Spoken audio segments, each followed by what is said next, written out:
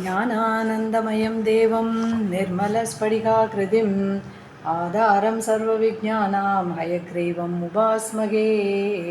श्रीमान् वेङ्कटनाथार्यः कवितार्किककेसरी वेदान्ताचार्यवर्यो मे सन्निधत्तां सदा हृदि।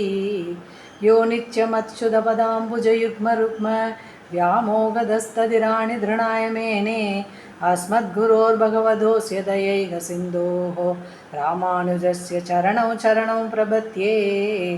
प्रणमां लक्ष्मणमुनिः प्रतिगिह्णातु मामहं प्रसादयति सुक्तिः स्वाधीनपदिकां श्रुतिं।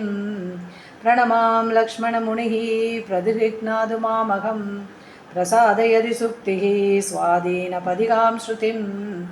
लक्ष्मीपदेर्यधिपदेश्य दयैकधाम्नोः योऽसौ पुरा समजिष्टजगदिदार्तं प्राच्यं प्रकाशयतु नः परमं रहस्यं संवादयेश शरणागति मन्द्रसारः।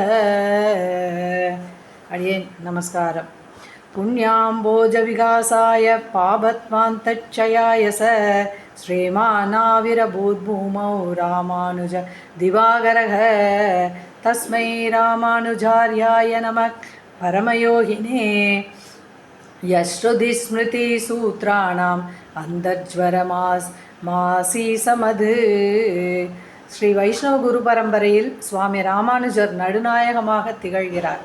குரு பரம்பரை என்னும் ஹாரத்திலே அவருக்கு முன்பாகவும் பல ஆச்சாரிய ரத்தினங்கள் ஒளிவீசுகிறார்கள். அவருக்கு பின்பாகவும் பல ஆச்சாரிய ரத்தினங்கள் ஆச்சரியமாக உள்ளார்கள்.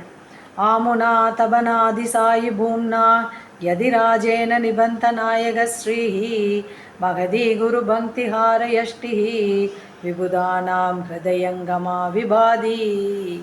இது எதிராஜ சப்ததி என்கிற ஸ்ரீசுக்தியில் சுவாமி தேசிகனுடைய ஆச்சரியமான ஒரு ஸ்லோகம். நாம் எல்லாம் ரத்னஹாரம் செய்து கொண்டு போட்டுக்கொள்கிறோம், முத்துஹாரம் போட்டுக்கொள்கிறோம். அதெல்லாம் தேகத்திற்கு அலங்காரகமாக இருக்கிறது. ஆத்மாவிற்கு எந்த அலங்காரத்தையும் செய்ய இயலாது. ஆனால் ஸ்ரீ வைஷ்ணவ குரு பரம்பரை என்கிற ஹாரம் அது நமது ஆத்மாவிற்கு நன்மையை தேடி கொடுத்து மீளாத இன்பமான மோட்ச சாம்ராஜ்யத்தை செலுத்துகிறது. ஆழ்வார்கள் அவதாரம் எல்லாம் அதற்காகத்தான். ஆச்சாரியர்களுடைய அவதாரங்கள் எல்லாமே அதற்காகத்தான்.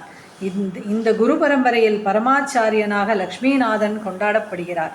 அடுத்து பெரிய பிராட்டியார், மூன்றாவது விஸ்வக்சேனர், நான்காவது நம்மாழ்வார், அதற்கு மேலே நாதமொழிகள், தொடக்கமாக ஆச்சாரியர்கள். இப்படி எத்தனையோ ரத்தினங்கள். இது எல்லா ரத்தினங்களுக்கும் பெருமை சேர்க்கும் என்றால் அது ராமானுஜர் என்கிற ரத்னம். அப்படி ஒரு ஹாரத்தில் இருக்கின்ற பதக்கத்தாலே, அதனுடைய நாயக கல்லாலே மற்ற எல்லா ரத்தினங்களுக்கும் ஏற்றமே தவிர, அதேபோல் எல்லா ஆச்சாரியர்களுக்கும் நாயக ஸ்தானத்தில் இருக்கக்கூடிய ராமானுஜராலேயே வைபவம். அப்படி என்ன அவர் நமக்காக பண்ணி கொடுத்திருக்கிறார், இதை நாளை பார்ப்போம்.